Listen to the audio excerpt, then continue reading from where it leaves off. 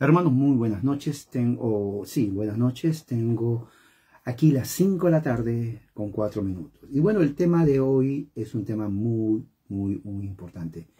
Está en la primera carta de Pablo, en el capítulo 15. Tiene que ver con la resurrección. Todo el capítulo 15 habla sobre la resurrección, el orden. Pero no vamos a tocar todo el capítulo porque realmente nos llevaría muchas horas. Vamos a hablar acerca de los textos del versículo 20 hasta el 28. Versículo 20 hasta el 28. 1 Corintios 15, del 20 al 28. Y dice así: lo cierto es que Cristo ha sido levantado de entre los muertos, dice. Estoy leyendo la nueva versión internacional. 1 Corintios 15, 20. Lo cierto es que Cristo ha sido levantado de entre los muertos como primicias de los que murieron.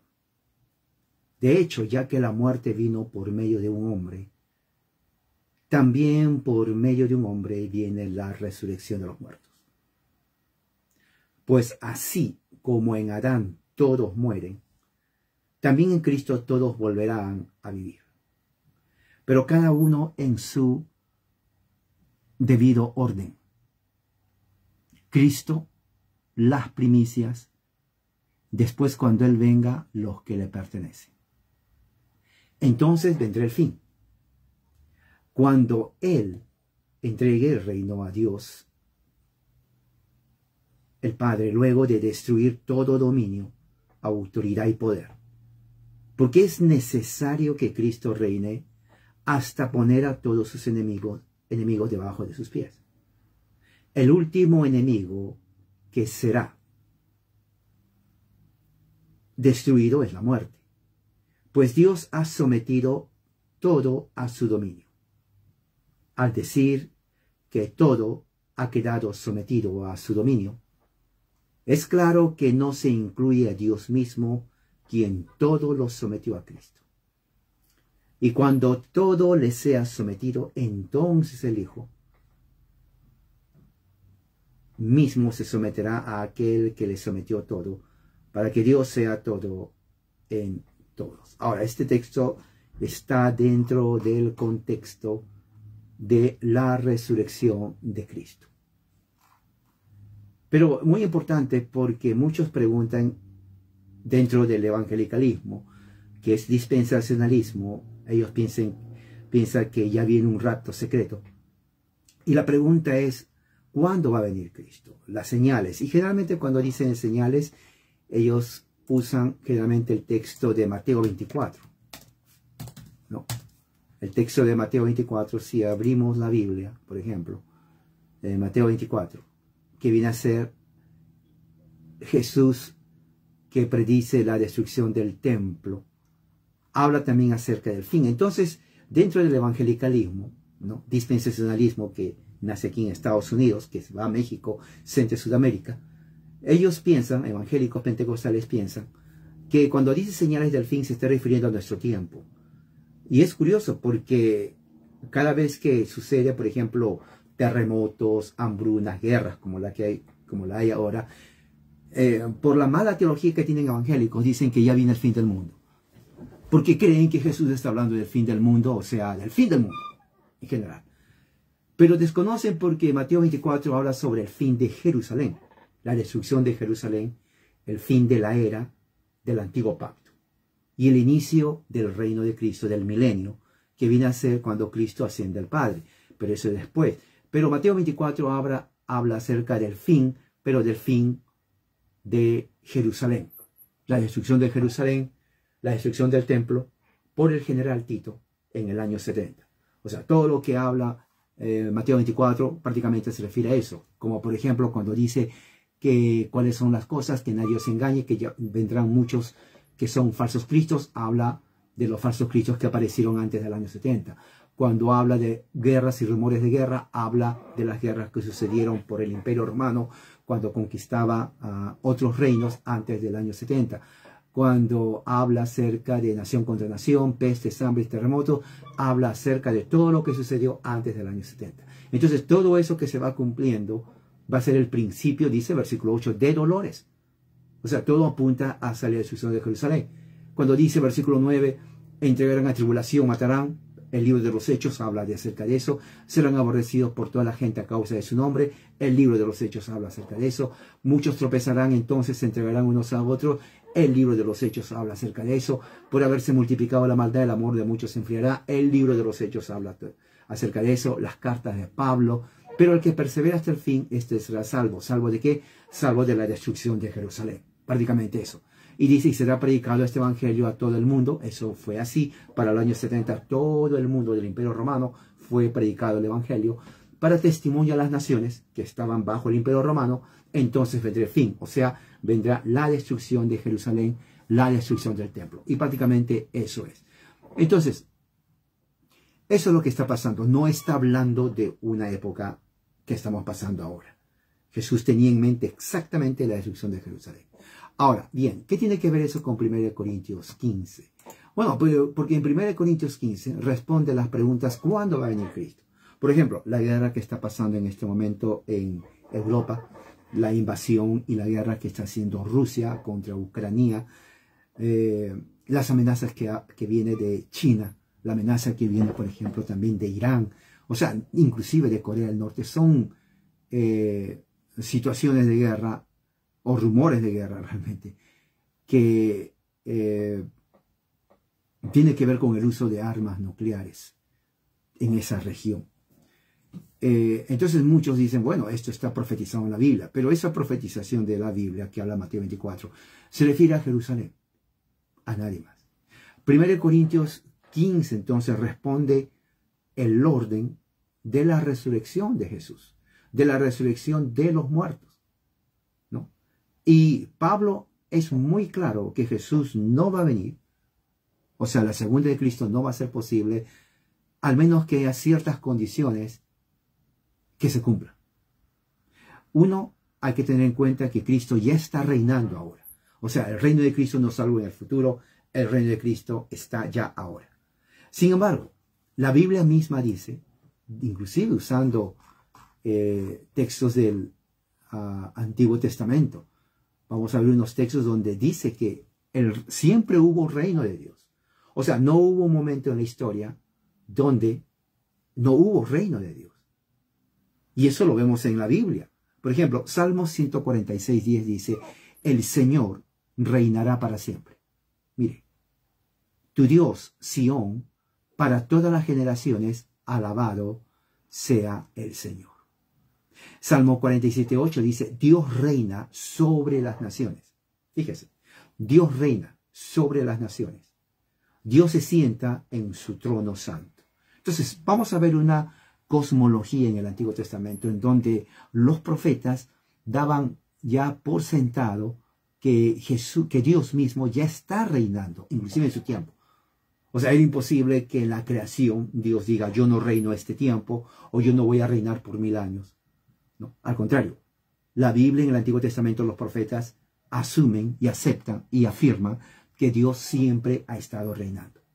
Salmo 93:1 dice, el Señor reina, Él se ha vestido con majestad, el Señor se ha vestido, ¿no? Él mismo con fuerza. De verdad, el mundo está firmemente establecido y no será movido, porque dice el Señor reina. Entonces vemos ahí que el reinado de Dios se acepta. Luego dice Éxodo 15:18, dice el Señor reinará para siempre y para siempre. O sea, está hablando del reino. Pero recuerde, en el futuro, el hebreo el futuro no es el futuro como en español, que en un futuro, sino es un futuro presente. ¿Okay? Es un futuro presente. Salmo 10:16 dice, el Señor es rey para siempre, eterno. Las naciones que han perecido de su mano. Naciones han perecido, ¿no? O han muerto por su mano. Pero dice el Señor es rey para siempre, para siempre. Salmo 9:7-12 dice, pero el Señor permanece para siempre. Él ha establecido su trono para juicio. Mira, Salmo 9, 7, 2. O sea, el reino de Dios siempre ha estado aquí. Él juzgará al mundo en justicia. Él ejecutará juicio para todos los pueblos, pero con justicia. Dice, el Señor también será una fortaleza para el opresor, para el oprimido. Una fortaleza en tiempo de problemas y tribulación. Y bueno, entonces vemos aquí que el Señor ha establecido su trono para siempre, dice Salmo 9, 7 al 12.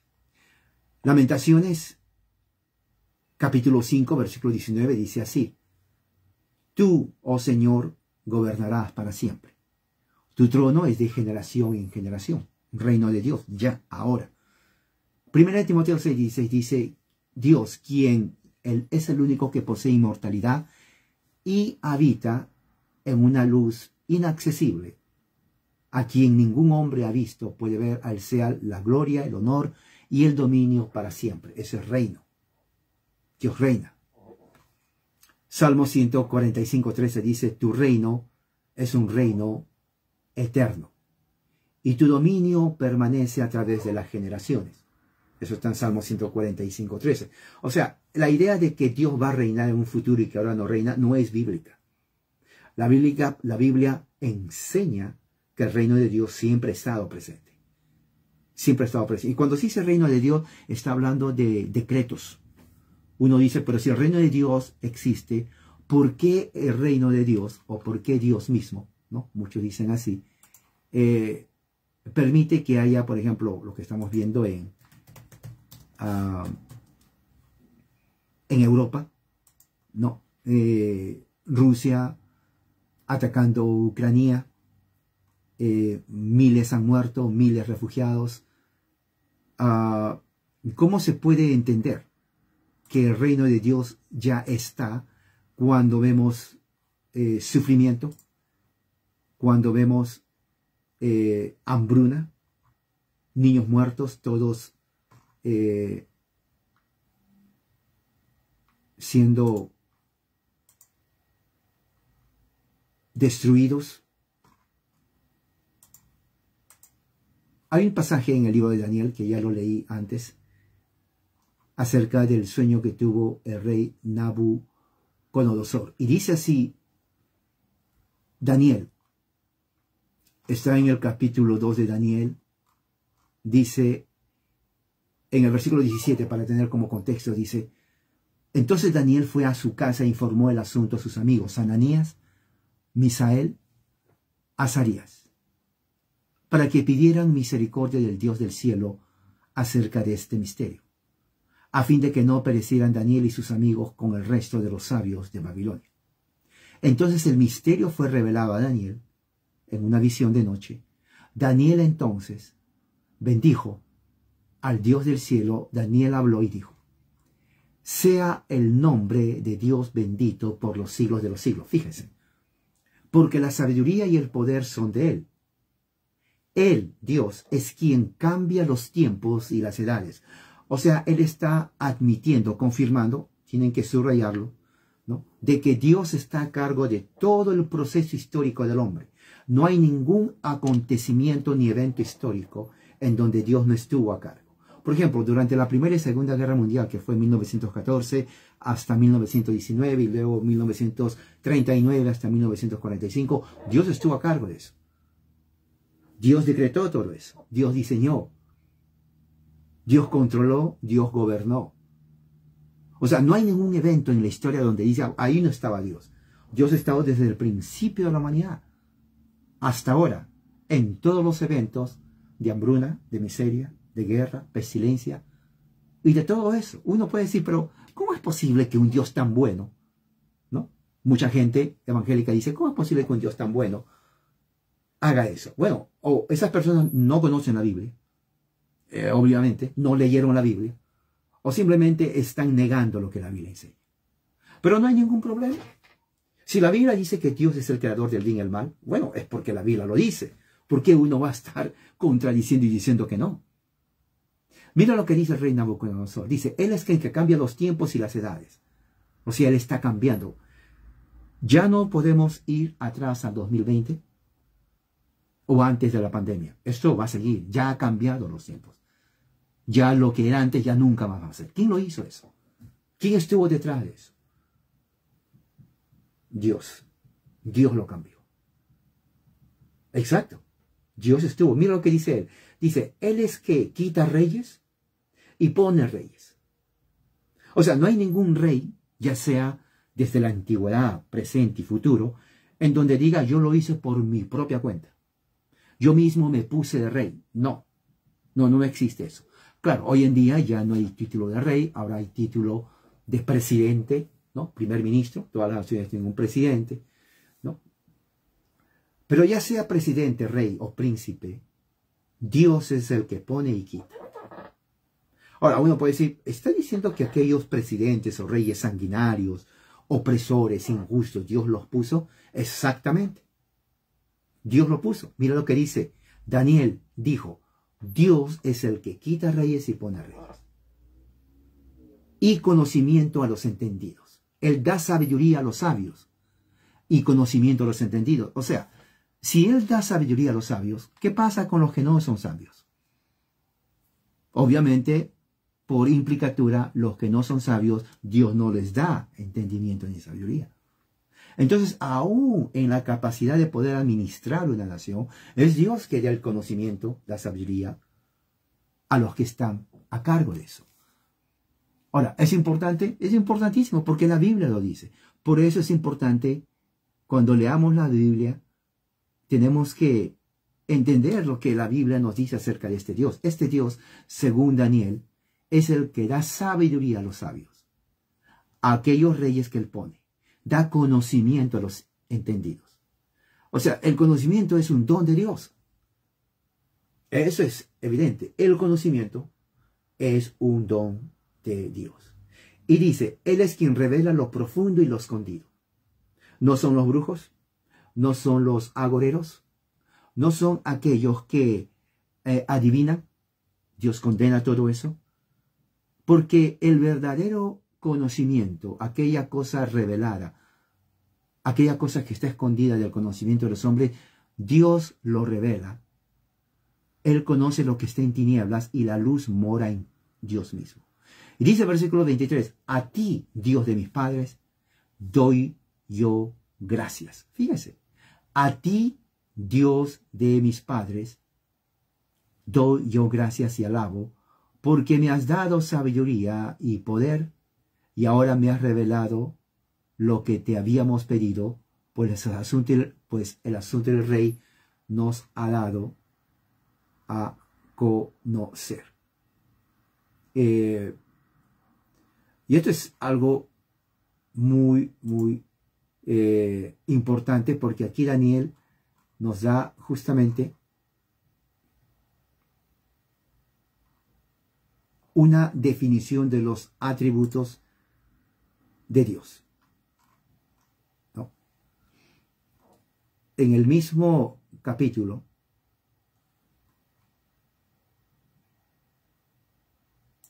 está en el, Daniel,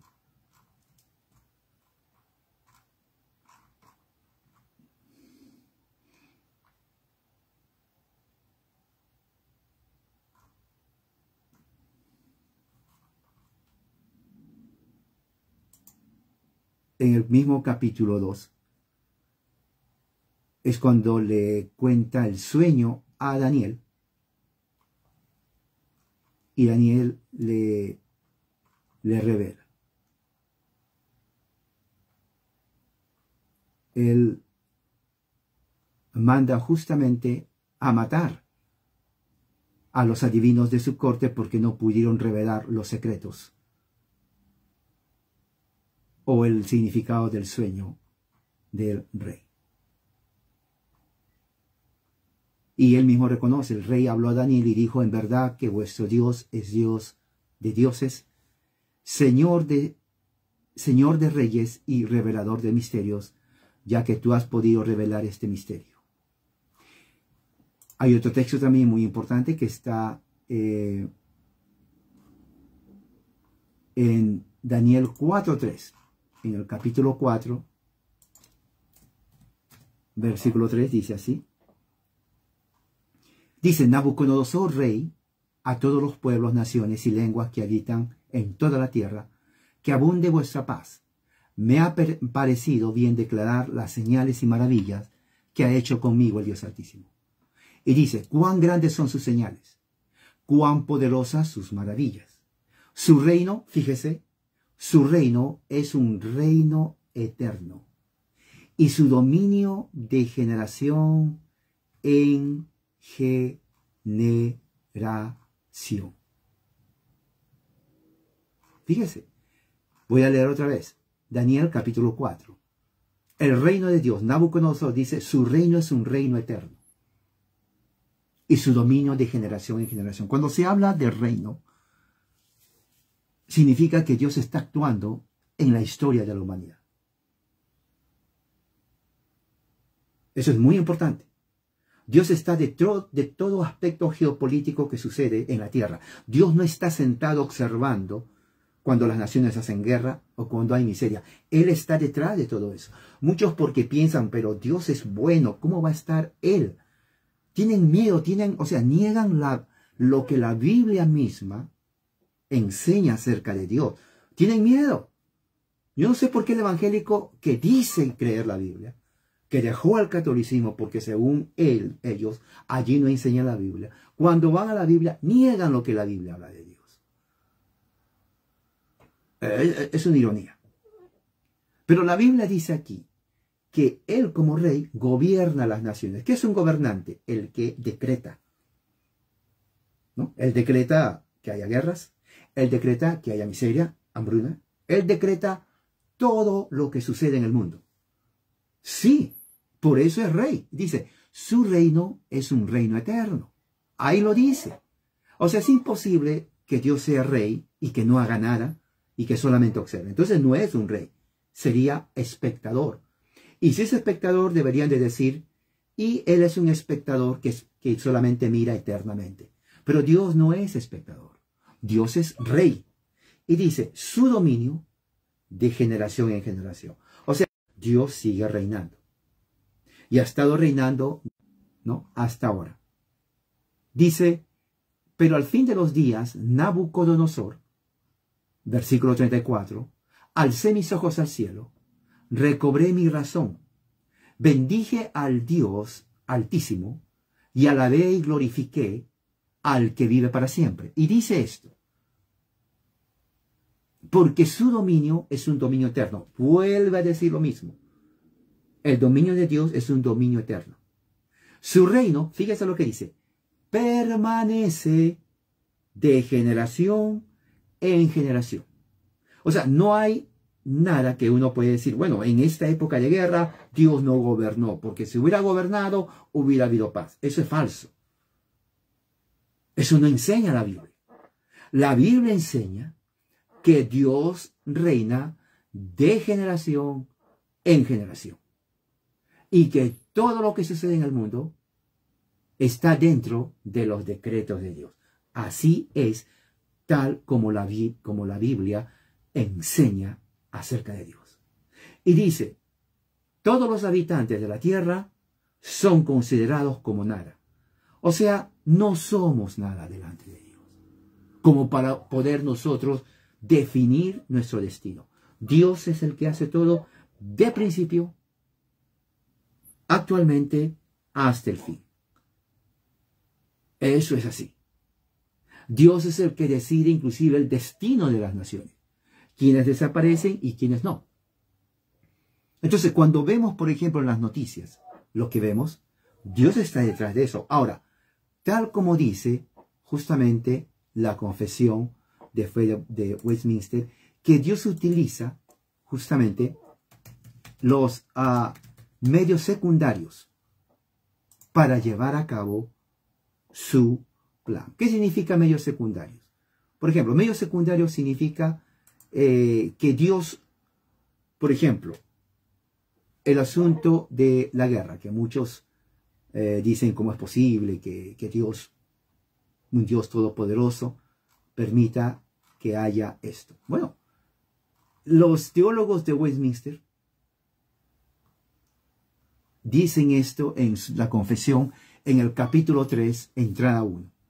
Dios desde la eternidad, por el más sabio y santo consejo de su voluntad, libre e incambiablemente ordenó, fíjense, todo lo que va a pasar. Ahí está. Dios ordenó todo lo que va a pasar. Vuelvo a repetir. No existe en la Biblia nada que se diga Dios no tiene nada que ver con eso. Otra cosa dice, sin embargo, Dios no es el autor del pecado, porque tampoco ejerce violencia a la libertad de las criaturas. O sea, Dios no los obliga a hacer el mal. Tampoco viola la libertad de la contingencia de segundas causas. Al contrario, los establece. O sea, ¿qué quiere decir eso? Por ejemplo, guerra. Cuando hay guerra, generalmente líderes, en el caso de Putin, por ejemplo, por una u otra razón encuentran una razón por la cual invaden otro país. Ahora, si bien es cierto, todo está ordenado por Dios, como dice aquí, desde la eternidad, Dios no es el que lo hace, sino lo hace los medios secundarios que viene a hacer Putin. O sea, Dios no obligó a Putin a que lo haga. Pero Putin lo hizo de esa forma, de una forma contingente a la voluntad de Dios. Él está cumpliendo lo que Dios decretó, ¿no? Desde antes de la fundación del mundo, desde la eternidad, basado en su sabio, libre y sabio y santo consejo para que suceda. Ahora, esto es algo que muchos tal vez no lo pueden entender, pero es lo que enseña la Biblia. En el capítulo 5, por ejemplo, de la Confesión de Westminster, dice así: Dios, el gran creador de todas las cosas, ¿no?, mantiene, dirige, dispone y gobierna todas las criaturas. Todas las criaturas. Gobierna sus acciones. La guerra, hambruna, injusticia. Gobierna todas las cosas. No existe absolutamente ningún área de la historia y de la experiencia humana en donde Dios diga, aquí yo no entro, yo no hice esto. Y dice, desde la cosa más pequeña hasta la más grande. Y esto lo hace por su más sabio y santa providencia, de acuerdo a su preconocimiento infalible y el consejo inmutable y libre de su propia voluntad, para la alabanza de la gloria de su sabiduría, de su poder, de su justicia, de su bondad y misericordia. Ahora, esto tampoco se entiende en nuestra capacidad humana, porque dice, bueno, si Dios es misericordioso, ¿por qué ordenó? ¿Por qué dispone? ¿Por qué gobierna? ¿Por qué crea y mantiene guerra, hambruna, pandemia, destrucción? Pero eso no es nuevo. Dios siempre estuvo detrás de guerras. Fíjese lo que Dios le manda a Israel. Cuando pasan la tierra prometida, Dios les ordena que tienen que eliminar a todos. O sea, masacrar, matar a todos. Todos incluye hombres, todos incluye mujeres, todos incluye ancianos, todos incluye niños, niños de pecho, inclusive animales. Eso lo dice Dios. Esa es la única forma que Israel podía tomar la tierra prometida. Matar absolutamente a todas esas tribus. O sea, no había acuerdo de paz de que miren, Jehová me envió, por favor desocupen la tierra. No había eso. Tenían que atacar. Por eso su nombre de Dios es Jehová de los ejércitos.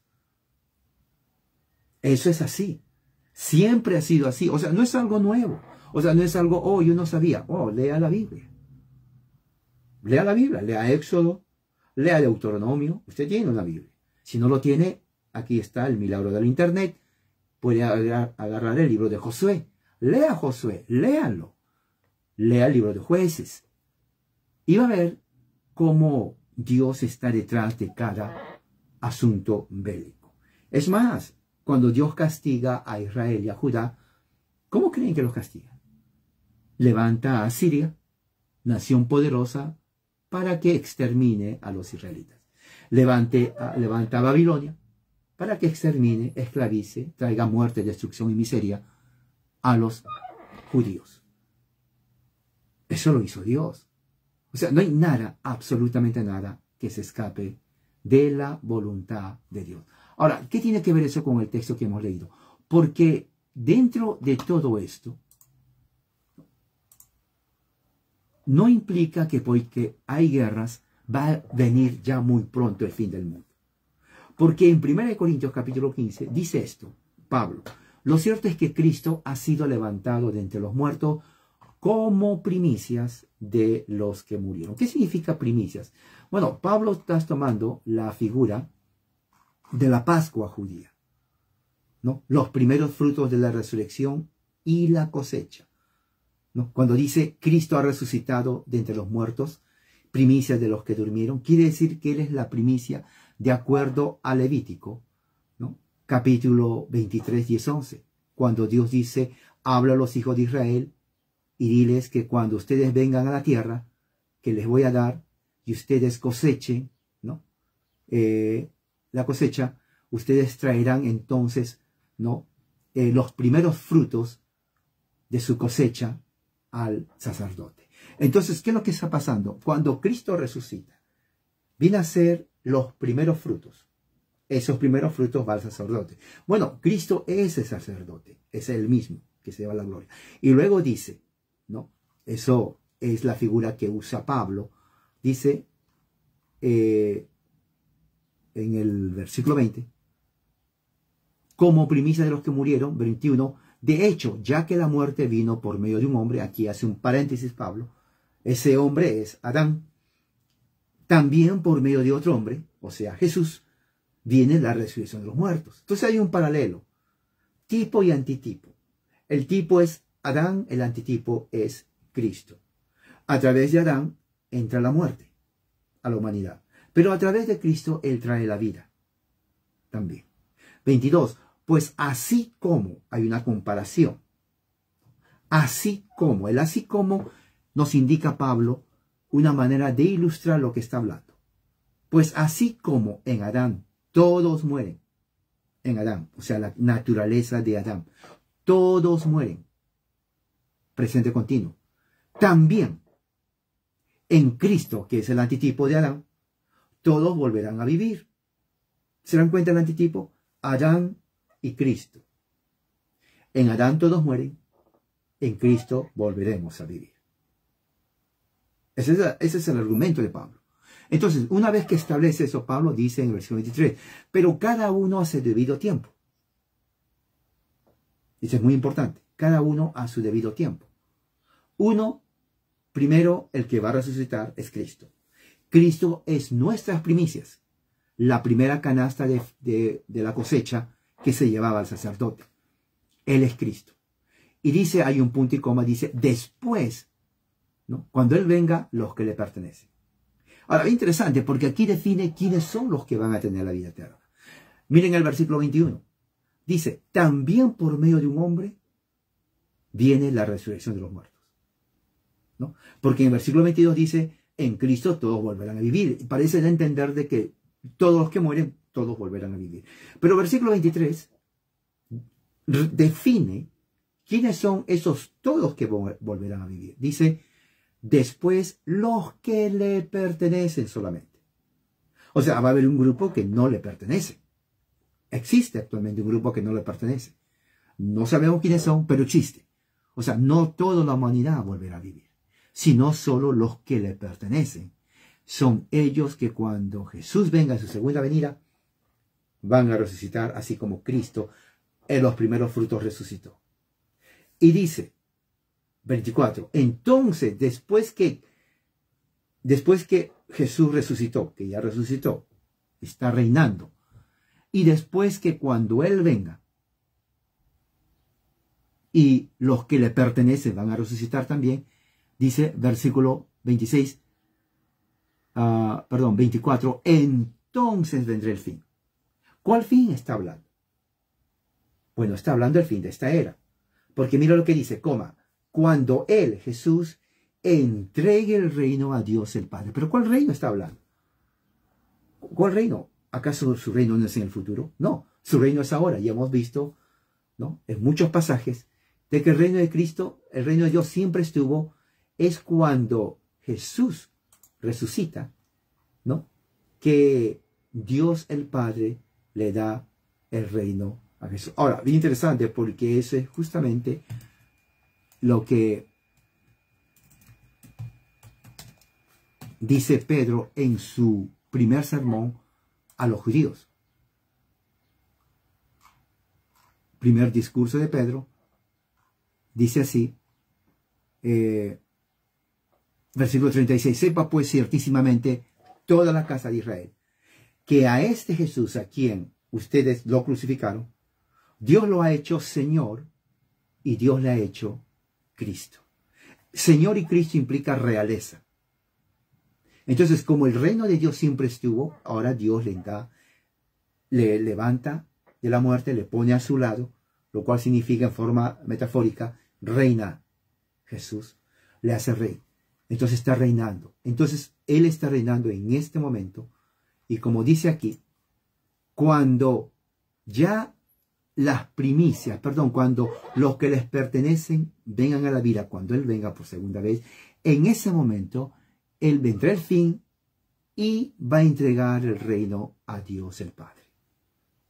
Fíjese, ¿no? Luego de destruir todo dominio, autoridad y poder. Eso está en el versículo 24. Él va a destruir todo dominio, autoridad y poder. Eso está en 1 Corintios 15, 24. Pero quiero ver aquí algo muy importante. Algo muy importante que me llama la atención. Dice, hay anulado. La palabra griega es catargese. Catargese es una palabra, un verbo, que significa literalmente anular. O sea, que no trabaje, que no tenga efecto. Es abolir algo que estaba en efecto, abolirlo, traerlo a nada, hacerlo inactivo. A eso se refiere, que cuando Jesús venga, dice aquí en el versículo 24, Él va a entregar el reino de Él, que está en este momento reinando ahora, a Dios el Padre. Luego de destruir, anular, inactivar todo dominio, autoridad y poder. Fíjese, todo dominio, toda autoridad y todo poder. Dominio es arquén, toda autoridad, exousisan y poder, dinamín. Las tres palabras, tres sustantivos que van y describen generalmente un reino. ¿Pero cuál reino está hablando? El reino de los hombres. O sea, Jesús va a destruir ese reino. Ahora no lo estamos viendo, porque lo que vemos ahora totalmente es anarquía, caos, guerra, miseria, muerte, mentira, ¿no? Ideología de muerte, falsas religiones, falsos profetas. Vemos un mundo totalmente en caos. Y eso es exactamente lo que se espera antes que Jesús tome posesión y destruya y anule todo dominio, toda autoridad y todo poder. Ahí Pablo mismo lo dice. 1 Corintios 15, 24. ¿Qué más? Y dice así, 25. Porque es necesario que Cristo reine. Fíjese lo que dice. Porque es necesario. O sea, no hay otra forma. Ya está establecido, está decretado que Cristo reine. Está reinando ahora. Y dice, es necesario, es un decreto de Dios el Padre. Él dijo, Cristo debe reinar. Es necesario. Y dice así, ¿hasta cuándo? Hasta poner a todos sus enemigos, ¿no?, debajo de sus pies. Hasta poner a todos sus enemigos debajo de sus pies. El hasta es muy importante, porque Jesús no va a venir. Jesús no puede entregar nada, no puede entregar el reino al Padre hasta que Él venza. Cuando dice debajo de sus pies no se refiere literal a sus pies, es una figura retórica que dice dominio. Hoy en día las naciones no están bajo el dominio, están en rebeldía. ¿Cuándo van a estar en el dominio? Tal vez vamos a morir y no lo vamos a ver. Pero Jesús no va a venir, no está a la vuelta de la esquina hasta que primero todos sus enemigos sean vencidos, sean anulados y estén bajo su dominio. Ahí lo dice. Versículo 25. Es necesario que Cristo reine. Entonces, ¿qué es lo que está diciendo Pablo? Que Cristo está reinando ahora. Y ese reinado va a ser hasta que todos sus enemigos se sometan a Él. ¿Cuándo va a suceder? No sabemos. Porque lo que vemos ahora es lo contrario. Rebeldía al reino de Cristo. Y dice, el último enemigo que será destruido es la muerte. Entonces, básicamente ya sabemos que la segunda venida de Jesús no va a ser posible, al menos que todos los dominios, todos los poderes de la tierra hayan sido anulados. Ahí mismo Pablo lo dice. Destruir, versículo 24, todo dominio, autoridad y poder. Ahora, otro texto que nos habla acerca de esto es justamente el libro de Filipenses, ¿no? El libro de Filipenses.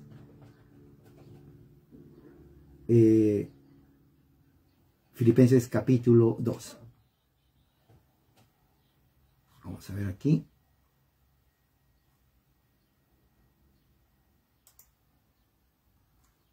La computadora está, que vamos a ver.